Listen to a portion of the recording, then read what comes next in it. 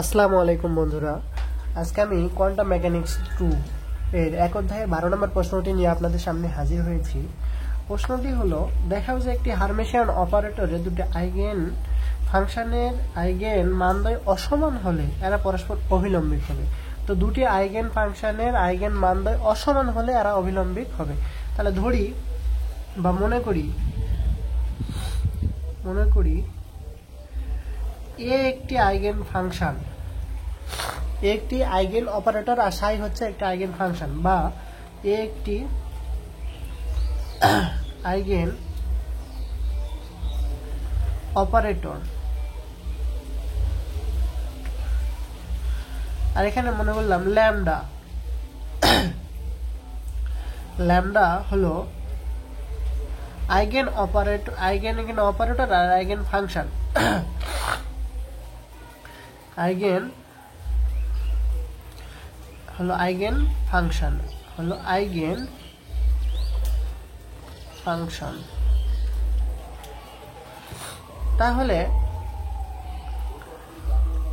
তাহলে আমরা কি করলাম, এর ক্রিয়ায় অর্থাৎ এই অপারেটরের ক্রিয়ায় এর দুটি কি মান পাওয়া যাবে, এর আইগেন মান ও ফাংশন যথাক্রমে হবে। তাহলে এ এর ক্রিয়ায়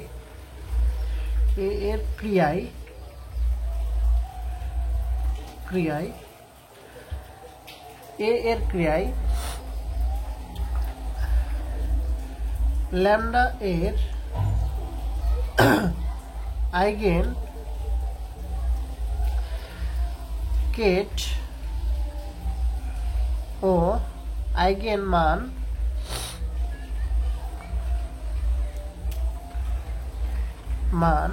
তাহলে কেট, তাহলে মনে করলাম কেটকে আমরা এখানে ধরলাম, এটা হচ্ছে কেট, ও মানটাকে ধরলাম আমরা কে, পাওয়া যায়।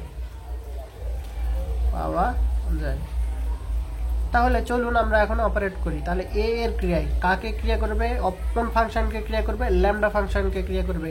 আর ল্যামডা ফাংশনকে ক্রিয়া করে আমরা কি পাবো, আমরা এখানে কেট পাবো। তাহলে এ এটা একটা ফাংশন, তাহলে এই ফাংশনের আইগেন মান তোমাদের কি আসতেছে দেখো তো, আইগেন কেট আমাদের কত আসতেছে, কেট। তাহলে কেট ইকুয়াল টু এই এর ক্রিয়া আমরা কি পাবো, ল্যামডা পাবো। তাহলে ল্যামডা পাইলাম, আর আমরা কি পাচ্ছি, একটা আইগেন কেট, এখানে আইগেন কেট। এটা দিলাম আমরা 1 নাম্বার ইকুয়েশন। বা আমরা এখন কি করব, এটাকে কনজুগেট করব। তাহলে এটা যদি কনজুগেট করা হয় তাহলে কেটটা কি হয়ে যাবে, ব্রা হয়ে যাবে। তাহলে এটাকে কনজুগেট যদি করি তাহলে আমরা কেটটা ব্রা হয়ে যাবে। তাহলে এই যে ব্রা, আমাদের কেটটা এর উপরে কি করলাম, আমরা কনজুগেট করলাম। এর কনজুগেট করলে কেট হয়ে যাবে ব্রা। তাহলে ইকুয়াল টু, তাহলে এখানে একই কাজ করতে হবে। তাহলে যদি এটা কনজুগেট করা হয় তাহলে এই কেটটা ব্রা হয়ে যাবে। তাহলে ব্রা হলে সামনে অ্যাঙ্গেল ব্র্যাকেট পড়ে।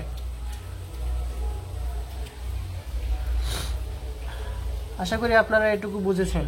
এখন আমি কি করব, এখন বা তো দেখুন কেট কে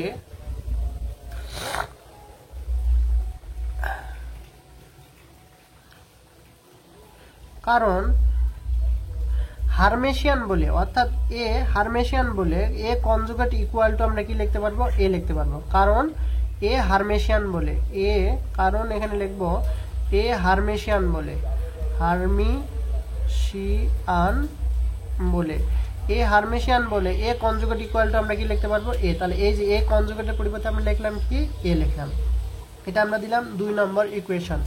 এখন এই 1 নম্বর সমীকরণের উভয় পক্ষকে, এখানে দেখুন তো কেট আছে, তার মানে ব্রা দ্বারা উভয় পক্ষকে গুণ করব। লিখবো 1 নং সমীকরণের উভয় পক্ষকে,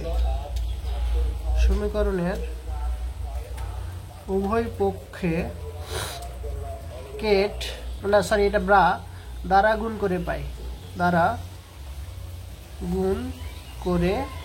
তাহলে 1 নম্বর সমীকরণের উভয় পক্ষকে ব্রা দ্বারা গুণ করুন।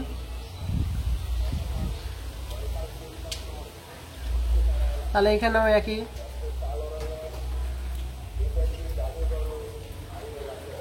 তাহলে আমাদের পাওয়া গেল কি, দেখুন তো বন্ধুরা, আমরা জানি কি ব্রা এবং কেট।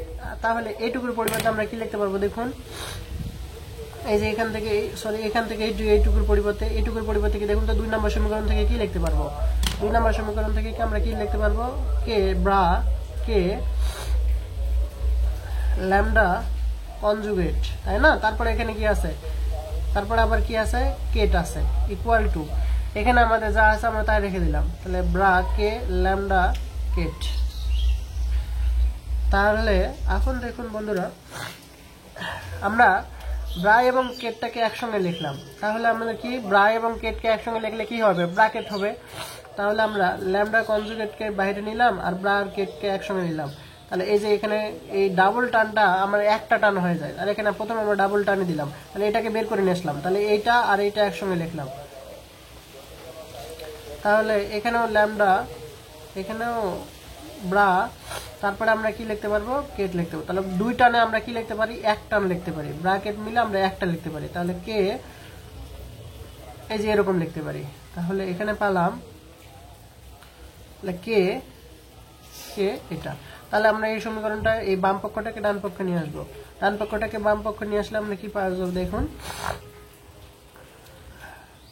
তাহলে minus lambda K equal to 0।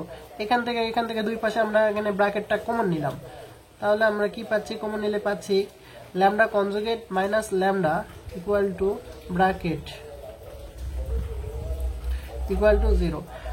আমাদের প্রশ্নে কি বলেছিল, ফাংশন দ্বয়। তাহলে এখানে আমরা ফাংশন কাকে ধরছি দেখুন তো বন্ধুরা, আমরা ফাংশন ধরছি কাকে, ল্যামডা। তাহলে এখানে একটি অপারেটর ল্যামডা হচ্ছে ফাংশন। তাহলে ফাংশন মানদ্বয় পরস্পর কি অসমান। তার মানে কি এটা অসমান। যদি এটা হয় 20, এটা হবে 18, তাহলে কি 20 18 যোগ করলে কখনো 0 হয়? তাহলে 0 হবে না। তাহলে অতএব তাহলে এখানে হয় কি লিখবো, ল্যামডা কনজুগেট মাইনাস 0। এটা কখনো কি হতে পারবে না, 0 সমান হতে পারবে না। এটা কখনো কি হতে পারে না, 0 সমান হতে পারে না। তাহলে শূন্যটা হবে কি, তাহলে এই যে এখান থেকে কেট এটা ইকুয়াল টু 0 হবে। যেহেতু এখানে আমাদের কি এটা ইকুয়াল টু একবার 0, এটা ইকুয়াল টু, আর এই দুটো তো পরস্পর অসমান। তাহলে এটা কখনো কি হতে পারে না, 0 হতে পারে না। তাহলে 0 হবে কে, এই যে এটা 0 হবে। তাহলে অতএব এটা তো আমাদের কখনোই 0 হতে পারে না। তাহলে অতএব আমরা কি লিখতে পারবো, মাইনাস ল্যামডা ইকুয়াল টু 0। যেহেতু কখনোই 0 হতে পারে না, তাহলে ল্যামডা কনজুগেট ইকুয়াল টু এই মাইনাস ল্যামডাটাকে ওই পাশে পার করে দিলাম, এখানে তাহলে প্লাস ল্যামডা হয়ে গেল। তাহলে এখানে লিখবো কি, যেহেতু ফাংশন দ্বয় পরস্পর অসমান, তাহলে যেহেতু ফাংশন দ্বয় পরস্পর কি অসমান, তাই এদের মান কখনো কি হতে পারে না, 0 সমান হতে পারে না। তাহলে আমাদের কে শূন্যটা হবে কে নট ইকুয়াল টু 0। তাহলে এটা 0 হবে। তাহলে আমাদের এখান থেকে এটুকু হিসাব করলাম। তাহলে এটাই হচ্ছে আমাদের প্রমাণ। তাহলে আমার পরস্পর কি হবে, অবিলম্ব। তাহলে এখানে লিখবো কি, যা কেবল ল্যামডা বাস্তব হবে।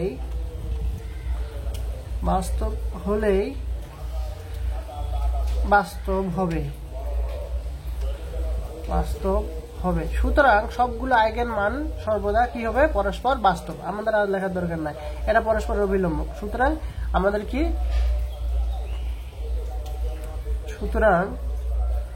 সবগুলো আইগেন মান ল্যামডা সর্বদা বাস্তব। এটি হলো আমাদের প্রমাণ। আশা করি আপনারা বুঝছেন। যদি কেউ কোথাও না বোঝেন তাহলে আমাকে কমেন্ট করে জানাবেন, ইনশাআল্লাহ আমি চেষ্টা করব। আসসালামু আলাইকুম।